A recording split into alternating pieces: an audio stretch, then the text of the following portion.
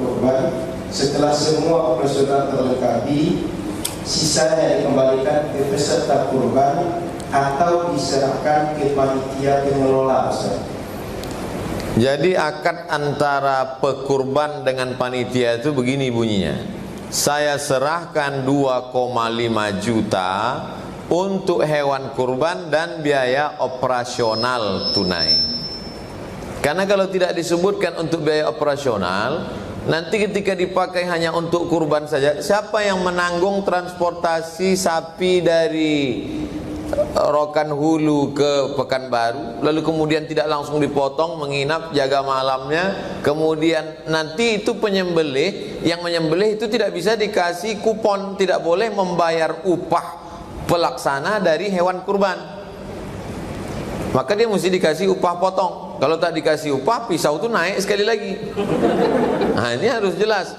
Ada dua yang mesti dibayar upah. Yang pertama slaughter, tukang potong, tukang jagal. Yang kedua tukang kulit. Adapun yang tukang bagi segala macam itu bisa dikasih kupon sebagai hadiah. Tapi ada yang tidak bisa hadiah, tapi mesti upah. Itu diambil dari uang biaya operasional. Lalu kemudian nanti kalau semua mesti dikembalikan lagi kepada pekurban, itu macam-macam tuntutan. Ada yang sapinya kecil, dia minta balik duit banyak. Ada yang sapi besar, dia diam karena untung kan. Nah, oleh sebab itu maka akad di awal itu dikunci, saya serahkan uang 2, sekian juta untuk kurban dan operasional tunai. Maka setelah itu sisa uang serahkan ke masjid, karena itu sudah masuk dalam akad. Wallahu a'lam. Yang kedua, Ustaz, dari Dr. Citra Ahmad. Misal pada masa pandemi, amalan apa yang bisa kita perbuat agar tidak dicap anak tak berbakti sebab social distancing, Ustaz? Sayang kepada orang tua usia 60-70 rentan untuk terkontaminasi, terkena penyakit.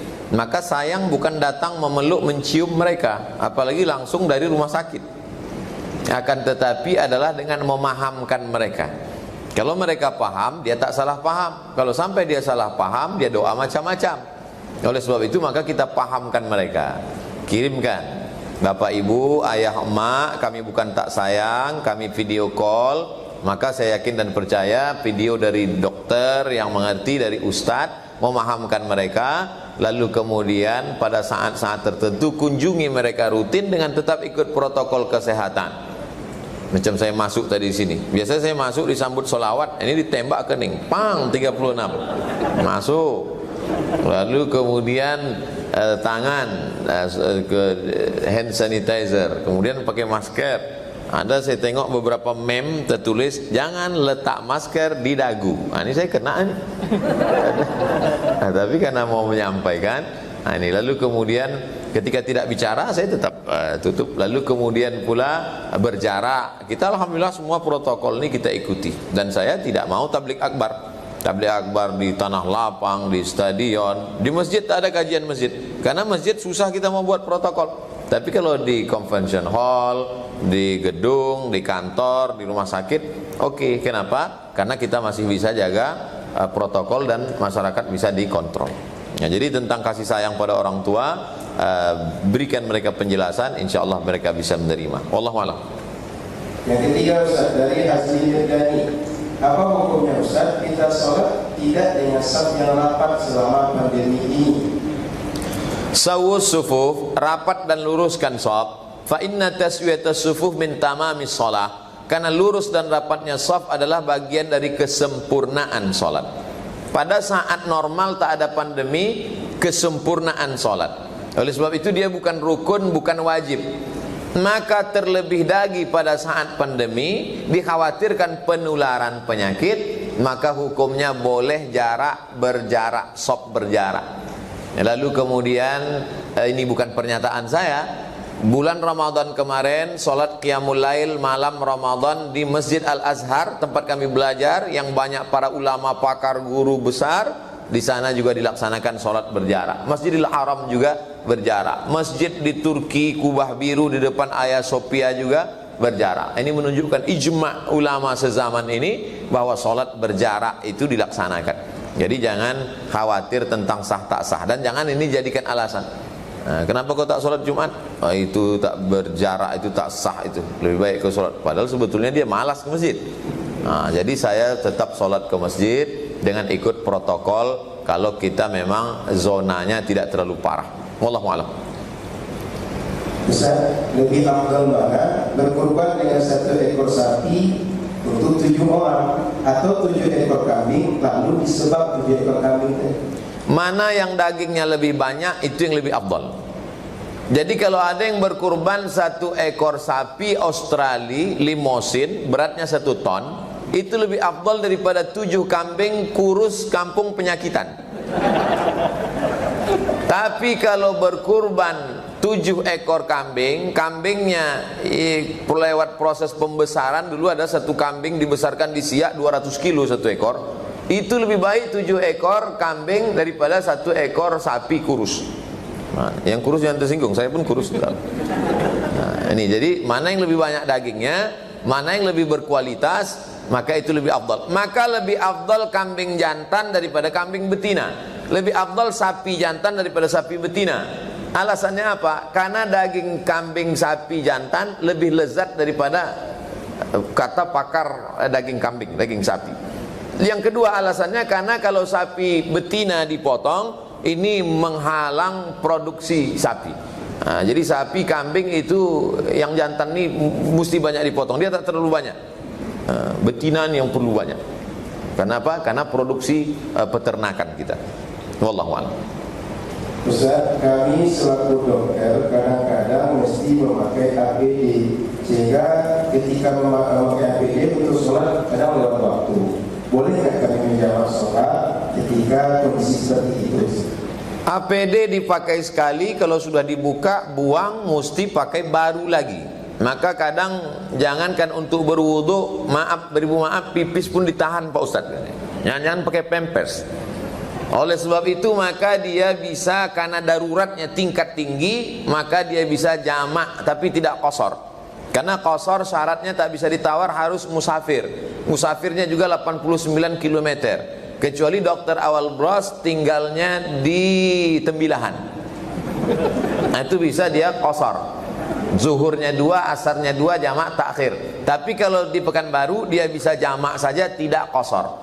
Jadi kalau masuk kerjanya jam 11 dia pakai, lalu kemudian nanti dia buka jam 5, maka nanti sholat asar 4 rakaat, sholat zuhur 4 rakaat, jamak takdim, jamak takhir.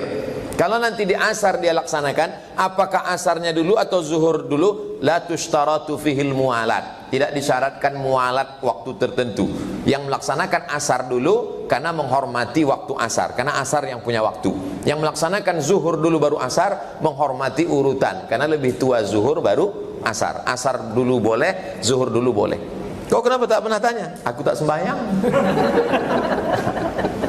Wallahu a'lam. Ustaz, bagaimana kalau kita punya pasien yang gawat tak bisa ditinggal, boleh nggak sholat kita di jamaah?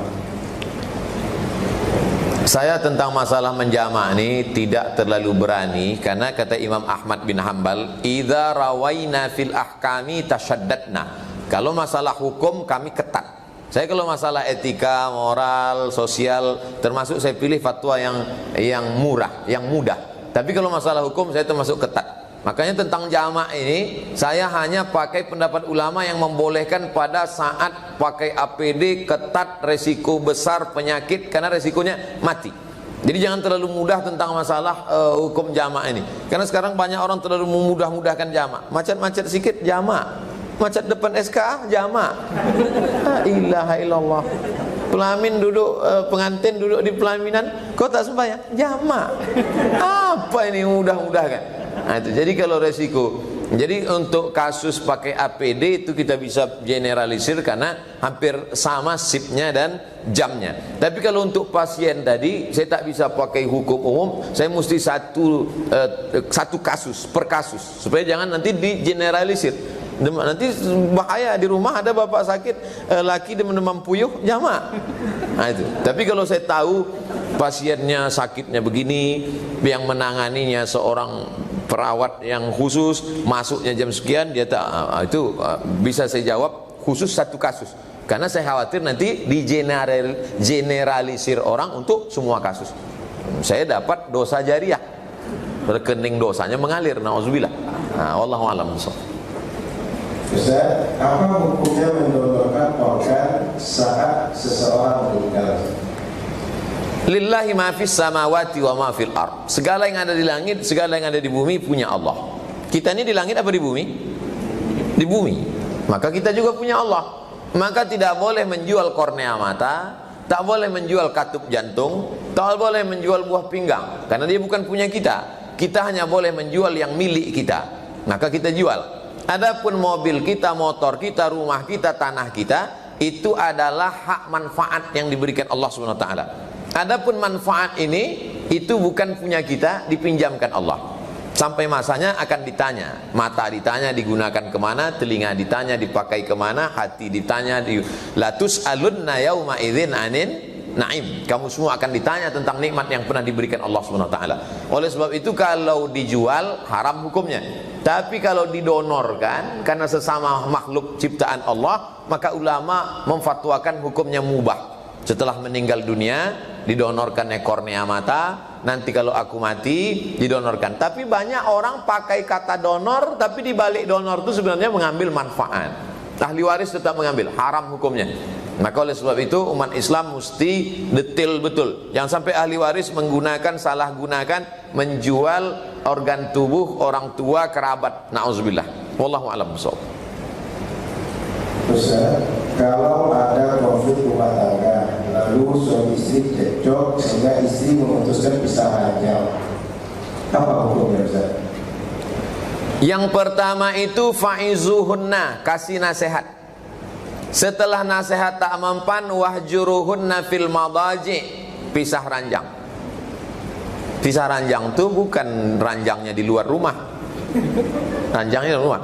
Kalau tidak juga baru kemudian yang level 3-nya tolak. Lalu kemudian tolak itu pun ada tolak 1, tolak 2, tolak 3. Nah, jadi dia manual, bukan metik. Ini banyak nih orang SMS saya, Ustaz, udah saya tolak berapa? 100. Tolak yang dijatuhkan lebih dari 3, tolak 3 ke atas itu jatuhnya 3. Hati-hati. Kalau sudah jatuh tolak 3, maka la tahillu lahu hatta tankiha zaujan ghairah. Oleh sebab itu level-levelnya mesti diikuti. Nasihat, tak mempan nasihat, pisah ranjang. Tak mempan pisah, mengutus utusan. Fab'atsu hakaman min ahlihi wa hakaman min ahliha, mediasi namanya. Tak juga ada mediasi, barulah kemudian talak. Talak pun ada tolak 1, tolak 2, tolak 3, baru tak bisa lagi. Nah, jadi bukan ujuk-ujuk. Ujuk-ujuk mengamuk selesai. Jangan macam yang tertulis di bak truk, bukan perpisahan yang ku sesali, tapi dek caro nandak lama. Wallahu a'lam. Wallahu a'lam. Ustaz, apa yang kita lakukan ketika anak laki-laki kita usia 10 tahun ingin sekali sholat jamaah di masjid, tapi karena pandemi kita tidak mengizinkan? Bagaimana penggantiannya Ustaz? Anak 10 tahun belum akil balik, ditambah lagi dengan pandemi. Padahal mengajak anak ke masjid itu tujuannya adalah pendidikan. Pendidikan itu anjuran, menjaga dari wabah Covid, apalagi di daerah yang zona merah, zona hitam, itu daruratnya tingkat tinggi karena mereka termasuk yang usia rentan tertular. Maka dalam Islam diajarkan firra minal majzum firaraka minal asad. Menjauhlah engkau dari penyakit menular seperti menjauh dari asad. Asad artinya singa. Jadi kalau ada orang mengatakan Covid ini ciptaan Allah, masa takut pada ciptaan Allah? Nah, tak usah marah, senyum aja, bawa dia ke kebun binatang. Dia itu buka kan kandang singa. Singa ini ciptaan Allah kan? Ya, masuk ke dalam. Orang yang tak pakai dalil, pakai otak, kita kasih otak. Pakai akal, kita kasih akal. Kurang akal, minum ayaka. Nah, oleh sebab itu maka ini ada proses pendidikan. Nah, kita memang selama ini ke masjid, tapi sekarang coba tengok, wisuda aja online, ujian aja online, tapi sembahyang jangan online nak. Kita sembahyang di rumah ya. Nah, itu sembahyang di rumah. Papa jadi imam ya, papa siap imam, tapi zuhur sama asar aja. Maghrib Isya kita sembahyang sendiri. Wallahu a'lam bishawab. Ustaz, bagaimana memaksimalkan ibadah bagi seorang istri yang bekerja, sedangkan surga istri adalah mengabdi pada suami dan mendidik anak-anak? Bolehkah perempuan beraktivitas bekerja? Satu kelompok mengatakan perempuan tak boleh bekerja berdasarkan ayat waqarna fi buyutikunna. Kau tetap di rumah, tak boleh kerja, di rumah saja. Satu lagi mengatakan boleh bekerja. Win-win solution, jalan tengah. Saya pakai pendapat ulama Azhar Mesir, Syekh Atiyah Saqar dalam Fatwa Al-Azhar, boleh bekerja dalam kurung syarat dan ketentuan berlaku. Syarat pertama, izin suami. Dan suami yang mengizinkan ini memang rela, bukan di bawah tekanan pihak manapun. Abang izin ya, kalau tidak awas. Yang kedua, la tabarrujna tabarrujal jahiliyatil ula. Jangan bersolek-solek jahiliyah. Apalagi kerja di rumah sakit. Banyak pasien itu sakit jantung, menengok lipstik tuh kumat jantung. Yang ketiga, la yadribna bi arjulihinna. Jangan memukulkan kaki ke lantai. Ini makna kiasan perempuan dulu dikasihnya kakinya gelang gemerincing, dipukul ke lantai. Kerincing, kerincing, kerincing, kerincing. Sehingga kalau menengok dia semua konsentrasi bubar. Pergi ke rumah sakit, dipakai sepatu tumit sebesar ini, tumit sepatu tinggi 15 cm. Dia berjalan, kita ngilu. Ay gitu, nengok macam mau jatuh. Jadi pakaianlah yang normal-normal saja. Yang keempat, la yakhluwanna rajulun ma'amra'atin illa ma'azi mahramin. Kalau kerja di kantornya berduaan sama laki-laki perempuan. Dari jam 8 pagi sampai jam 4 sore sama bini orang sama laki orang. Kata orang Inggris, witing trisno jalaran suko kulino. Cinta tumbuh karena sering bersama. Kalau sering bersama, kambing pakai lipstik pun lagak nampak. Oleh sebab itu maka ini dijaga. Yang kelima, la tusafiranna mura'atun illa ma'adhi mahramin. Jangan musafir bepergian jauh dengan tak mahram. Kemana? Keluar kota. Kemana? Studi banding. Kemana? Jalan-jalan. Ustadz, waktu saya mengantar istri saya itu dulu dengan bapak itu, saya mengantar ke airport Pak Ustadz. Saya sangka dia udah macam ayah saya Pak Ustadz. Ini true story, kisah nyata. Berawal dari macam, berakhir dengan macam-macam. Jangan kita merasa lebih pandai dari Allah. Kadang kita ini, Ustadz aja suuzon, udah macam keluarga, udah macam adik-beradik kami. Tak bisa. Tidak ada persahabatan laki-laki perempuan dengan tidak mahram. Semua akan. Itu namanya dalam hukum sadduz zari'ah, menutup pintu celah ruang supaya terjadi yang tidak-tidak. Yang gadis, ya janganlah, tak ada persahabatan. Kalau memang mau serius, laki-laki tanya perempuan, bagaimana suami idolamu? Kata dia, asal bukan macam kau lah. Nah kalau gitu kata dia, udahlah. Bunga bukan setangkai, kumbang bukan seekor. Tapi kalau kata dia orangnya taat, orangnya baik, maka berarti lanjutkanlah itu. Artinya apa? Banyak orang merasa kita kan hidup zaman modern, perasaan kan bisa diatur.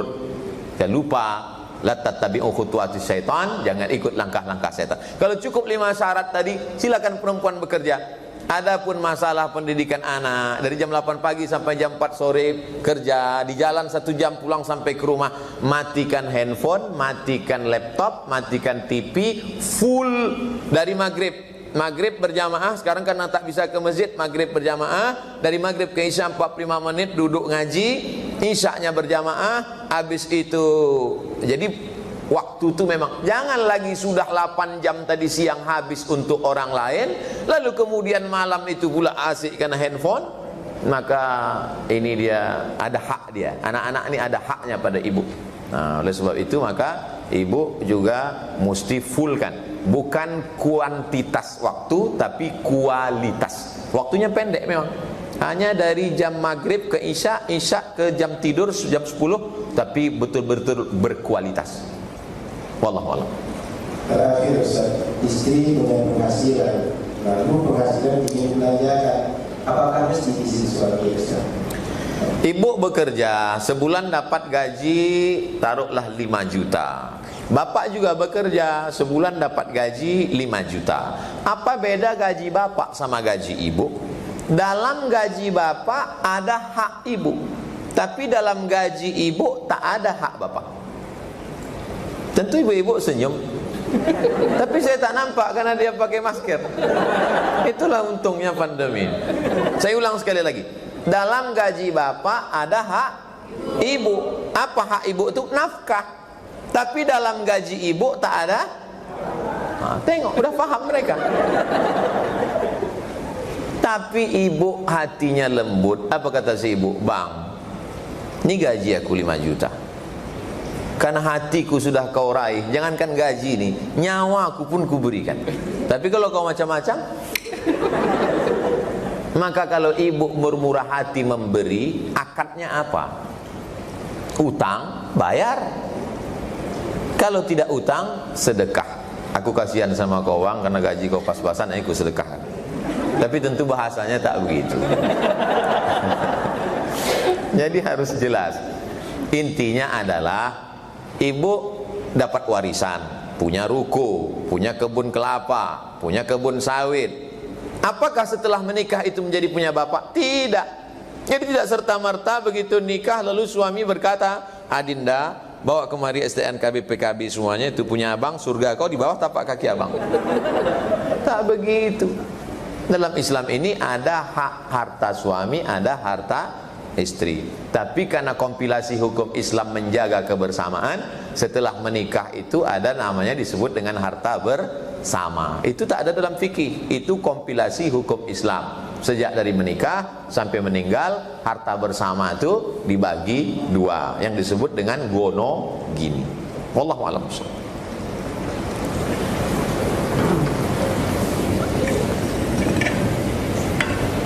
Terima kasih kami ucapkan kepada Ustaz atas pencerahan dan jawaban pertanyaan yang telah Ustaz berikan.